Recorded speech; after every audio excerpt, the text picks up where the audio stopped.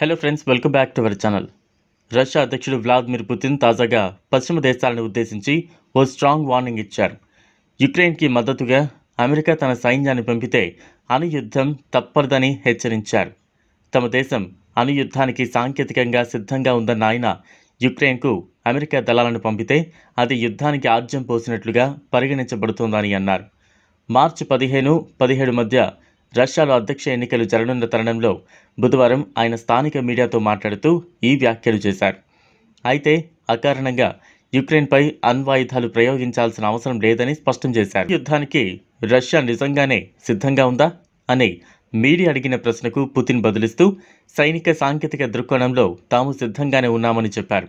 అయితే అందుకు తాము తొందరపడటం లేదని, తమకు కొన్ని విధి విధానాలు ఉన్నాయని అన్నారు.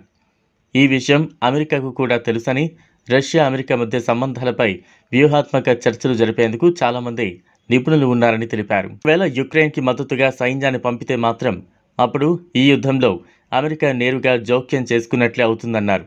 అదే జరిగితే తాము అందుకు తప్పకుండా ధీటుగా బదులిస్తామని వార్నింగ్ ఇచ్చారు. ఇదే సమయంలో యుక్రెయిన్తో చర్చలు జరిపేందుకు రష్యా సుముఖంగా ఉందని వెల్లడించారు. కానీ ఆ చర్చలు వాస్తవ పరిస్థితులకు అనుగుణంగా జరగాలని సూచించారు. మరోవైపు పుతిన్ వ్యాఖ్యలపై అమెరికా ఘాటుగా బదులిచ్చింది. అణుయుద్ధ ముప్పు పొంచి ఉందన్న హెచ్చరికలను బాధ్యతారహితంగా పేర్కొంది. పుతిన్ ఇలా మాట్లాడడం మొదటిసారి కాదని, అణ్వాయుధ రాజ్య నాయకుడు ఇలా మాట్లాడడం ఏమాత్రం సమంజసం కాదని విదేశాంగ శాఖ ప్రతినిధి మాథ్యూ మిల్లర్ అన్నారు.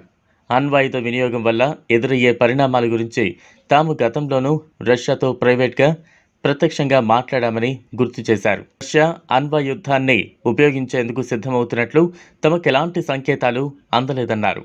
చూసారు కదా ఫ్రెండ్స్, ఇది వాళ్ళ వీడియో. ఈ వీడియో కనుక మీకు నచ్చినట్లయితే లైక్ చేయండి, షేర్ చేయండి, ఛానల్ను సబ్స్క్రైబ్ చేసుకోండి. Thanks for watching.